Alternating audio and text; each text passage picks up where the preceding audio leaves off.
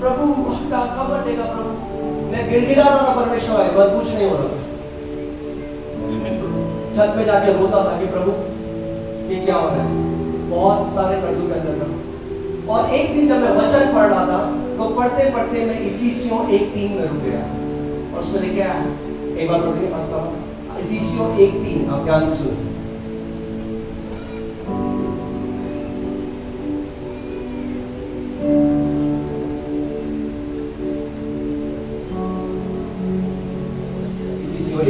हमारे प्रभु यीशु मसीह के परमेश्वर, हमारे प्रभु यीशु मसीह के परमेश्वर और पिता का धन्यवाद हो, और पिता का धन्यवाद हो कि उसने हमें मसीह में स्वर्गीय स्थानों में सब प्रकार की आशीष देगा जब हम स्वर्ग जाएंगे। हाँ? देगा जब हम उपवास प्रार्थना करेंगे। हाँ? क्या कह रहा है वचन? दे दी है। मगर अब सवाल ये आता है, भैया अगर परमेश्वर ने सारी आशीष दे दी है तो फिर मेरा जीवन ऐसा क्यों है? क्योंकि परमेश्वर का देना और मेरा लेना दो बातें हैं। परमेश्वर ने जगत से इतना प्रेम किया कि अपने पुत्र को दे दिया, मगर क्या सबने उसको ले लिया? जितनों ने उसको लिया वो उसके पुत्र बन गए। वैसे ही परमेश्वर ने सारी आशीषें हमें दे दी है, मगर सबने ली नहीं है क्योंकि हमें लेना नहीं आता। तो जब मैंने आयत पढ़ी मैं रुक गया और मैंने कहा प्रभु तेरा वचन कहता है मैं आशीषित हूँ, मेरा बैंक अकाउंट तो नहीं कहता, बैंक वाले भी नहीं कहते, मगर तेरा वचन कहता है। और तेरा वचन क्या है? सत्य है। इस बात को समझिए, जो अभी आपके जीवन में हो रहा है, अगर कोई बीमार है, आप कर्जे में, आप किसी भी परेशानी है, वो एक तथ्य है। क्या है वो? तथ्य बदल सकता है।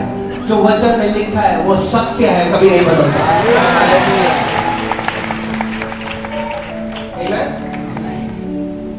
आपने कल देखा कैसे चंगाई हुई, जो बहन थी जो जिसके कान से नहीं सुनाई देता, वो तथ्य था, मगर सत्य जो कहता है उसने तथ्य को बदल दिया। जब आप अपने तथ्य को सत्य के अधीन लेकर आते हैं तो सत्य आपके तथ्य को निकल जाता है। जैसे मूसा की छड़ी जो सांप बनी, बाकी सारे सांपों को निकल गई, वैसे ही परमेश्वर का वचन ये जो सत्य है वो बाकी सारे तथ्यों को निकल जाता है। आमीन। मुझे क्या लगता था, मैं कैसा श्रापित जीवन जी रहा हूं, परमेश्वर का वचन क्या कहता था कि मैं आशीषित हूं। तो मैंने कहा प्रभु, मैंने एक निर्णय लिया उस दिन, मैंने कहा प्रभु मैं तेरे वचन पे शायद मानता हूं, मैं पढ़ता तो हूं, मगर शायद अभी तक सीखा नहीं कि विश्वास कैसे करना है। तो मैंने कहा जब तक ये वचन को मैं अपने हृदय में नहीं बसा लूंगा ना, तब तक मैं रुकूंगा नहीं।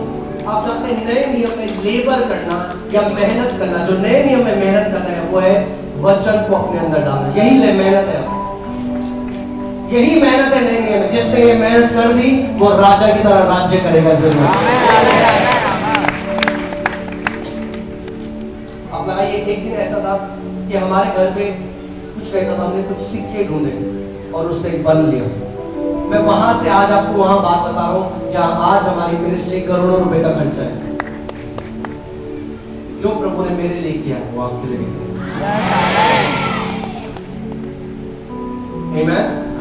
जितने कर्जों में है आप कर्जों से बाहर आने वाले हो। क्यों? आप जानते हैं कर्जा ये परमेश्वर को महिमा नहीं देता।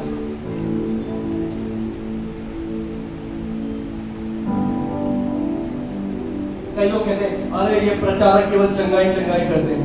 अरे बाइबल पढ़ो, यीशु मसीह की 1/3 मिनिस्ट्री थी, उसने बीमारों को चंगा किया। और जब हमें सुसमाचार प्रचार करने के लिए भेजा तो ये नहीं बोला केवल सुसमाचार प्रचार करना। पूरी कमांडमेंट क्या है? पूरी कमांडमेंट क्या है? Preach the gospel, heal the sick, cast out demons, cleanse the leper. उसने कहा वचन का प्रचार करना, उसने कहा वचन का प्रचार करो और बीमारों को चंगा करो। अदरवाइज हम उसकी आज्ञा को पूरा नहीं मानते, क्योंकि वचन केवल बातें नहीं है। यीशु मसीह जहां कहीं जाता था भीड़ को देखकर तरस खाता था। और हम लोग कई बार हम ना धार्मिक होकर ऐसी बातें बोल सकते हैं, बोलो देखो चंगाई कर रहे हैं, ज्यादा जरूरी आत्मा है। अरे जब आपकी बीवी किसी की बीवी या किसी का बच्चा हॉस्पिटल में होगा ना, तब उसे पता चलेगा इसका चंगाई की कीमत क्या होती है। हमारा कई लोग कहते हैं अरे ये परमेश्वर करता था चंगा, अब नहीं करता, अब हॉस्पिटल है, डॉक्टर है। मैंने कहा वाह, तो परमेश्वर को अपना नाम बदल देना चाहिए, आई एम से आई वॉज कर देना चाहिए। मैं हूं नहीं, मैं था। परमेश्वर आप चंगा करते हो, नहीं नहीं बेटा करता था, अब नहीं करता। मैं हूं नहीं, मैं था। अरे वो